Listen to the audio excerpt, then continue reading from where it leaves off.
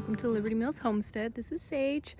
I'm just in the middle of shoveling up all of this horse manure and hay and just sludge and moving it into the garden to hopefully be tilled in and help our garden be better. But I just wanted to pause and tell you a little experience that we had over our last week. It was our spring break, my kids' spring break, and so my kids were home all week, and there was actually a few days of good weather, and we've been wanting to try and get the garden ready because we could technically be planting all of our cold crops like peas and get some potatoes and onions in and all that, but we just have not had the time, and the weather just hasn't worked with my husband's schedule to be able to help get everything done. But one of the things we needed to do, so this is my sister-in-law's horse. He's super sweet, but he's been living in our backyard for all winter. He's about ready to leave here in a few weeks to a bigger pasture so he can get some good grass and she doesn't have to keep buying hay. But so he has had this entire area, the fence, this cattle panel, or the fence was along this where the T-posts are, and he had the whole area all winter. But how I planned the yard, we want to put our garden right here, and then in the back I want to do a cut flower garden. I've never done it before, but it's been a dream of mine for a long time to be able to have a large cut flower garden and potentially a little mini flower farm. It would be tiny, but to be able to sell some. I feel like my mom kind of instilled a love of flowers in me, and she passed away about 5 years ago, but ever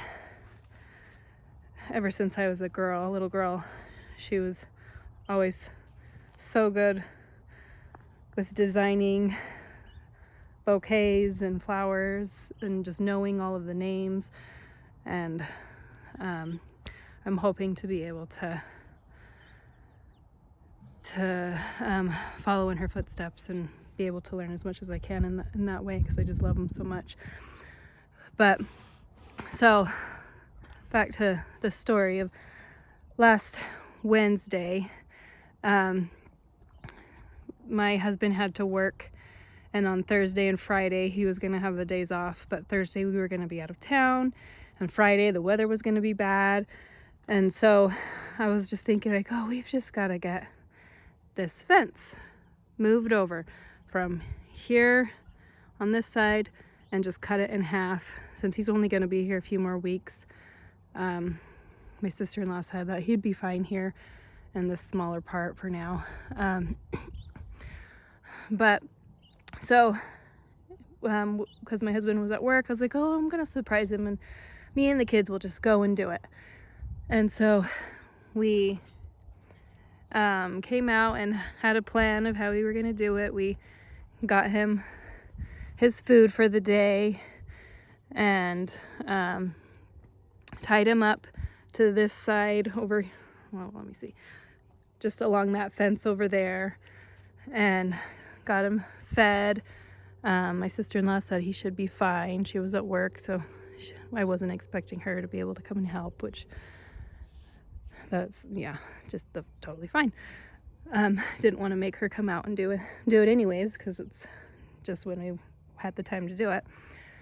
But so yeah, we tied him up over here, and then me and my 11-year-old son started getting to work, and my daughter offered to brush him. And so before we tied him down, she walked him around and was brushing him. And so she when she was doing that, I was walking back to our shed to get things ready. Our neighbor's dog, she's super sweet, but we got her super excited, and she beelined it down the fence on the other side over there and spooked the horse, and my daughter was holding him and brushing him, and then he got spooked and reared up on his hind legs, and she was kind of really close to the fence, and so I ran out, and she was doing everything right. She was trying to pull him down. Like, I honestly I don't know much about horses. He's just living with us. I did not grow up with horses. Truth be told, they intimidate me. But I didn't grow up doing any type of homesteading. And so I'm just learning as I go. But she said, like, she was doing everything right. She's learned a lot about them. My sister-in-law told her what to do if that ever happens. But it scared me enough to where I was like, oh, she's gonna get kicked because he reared up and she was against the fence and she was about to get pushed into the fence. And so I told her just to let him go and come out of the fence. And so she did that. She was pretty spooked. Didn't want to go in anymore, which completely understandable. And so she just stood by him and brushed him outside of the fence, and we tied him like all along the fence, and he was eating while she was brushing him. So then my son and I went and tried to work quick to move all of these fences. We started in the back. All of these fences right here again were along this fence, and so we wanted to move them forward. And so we got about, I'd say, like four or five of them up, and then this front part up closer to the white truck was completely open as well, because we moved those two in. And so we had this center part that wasn't done at all. And so once we had the center part done, or not done, and then the horse, he realized that he'd been tied up, and he doesn't care to be tied up for too long.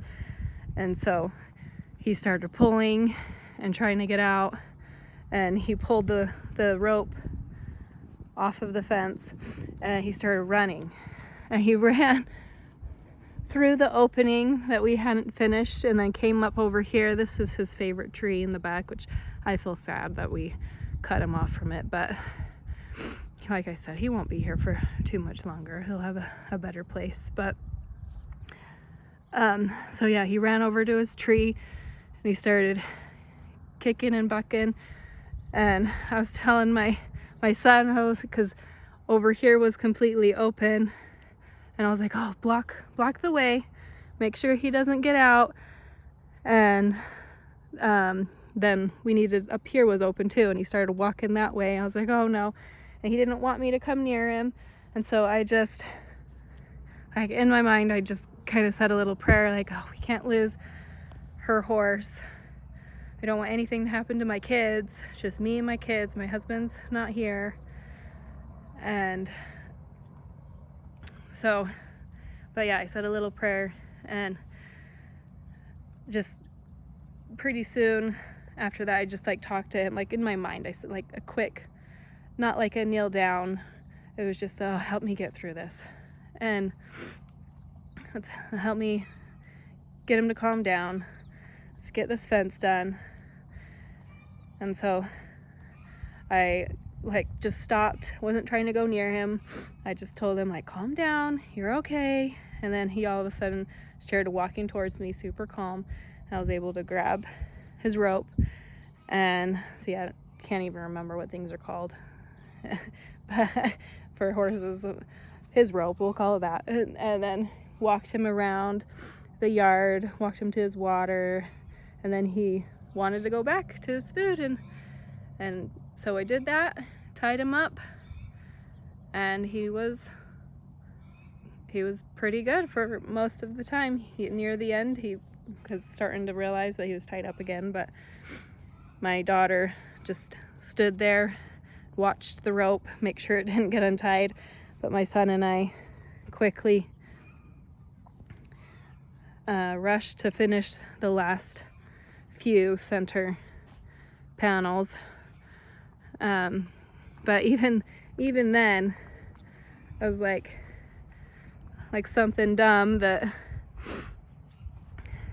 don't know if it really is anything, but right here in this center, this is like a little irrigation ditch.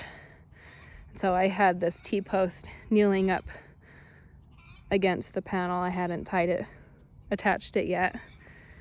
And I moved the panel over, and I was trying to get it to line up so I could use the wire and tie it together. But I was kneeling down, and all of a sudden I just had the thought, like, because I couldn't even hear it.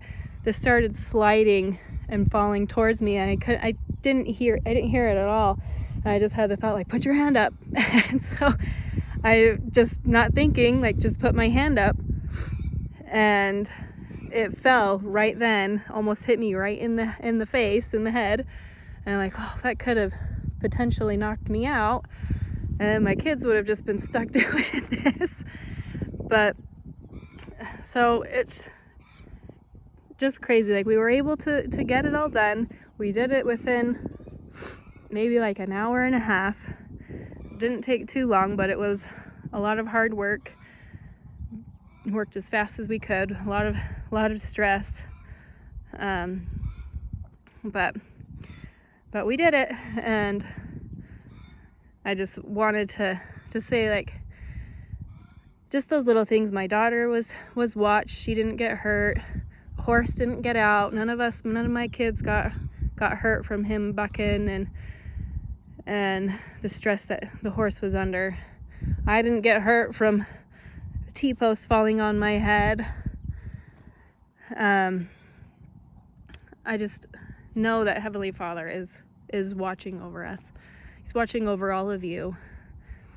I said it, just that when we don't know what he's leading us towards and what he's guiding us and what he's protecting us from. If he's asked you if you have the thought to turn right instead of left, maybe he's guiding you to protect you, or maybe he's not. Maybe it's just are you listening to me type of thing. Because the more we listen to him, the more that he's willing to trust us and to ask us to do more. And so, but we do have those protecting angels, and that I feel like we were definitely protected last week when we did this. But we're grateful to have him here. It's definitely been super fun. I don't know if I'll ever get a horse. Maybe someday if I learn more about it, but they're definitely more of a small animal person for now. But you just do what you can do with what you have. And so, but anyway, that's all the thought that I wanted, or that's all I wanted to share today. But yes, for sure, count your blessings and see the things in your life that he's helped you and protected you from, and maybe on the other side when we pass, that we'll see even more of the things that we weren't even aware that he protected us from. But anyway, well, I hope you all have a great day, and if you like it, please, and subscribe if you want to. We'd love to have you, and we'll see you next time. Bye.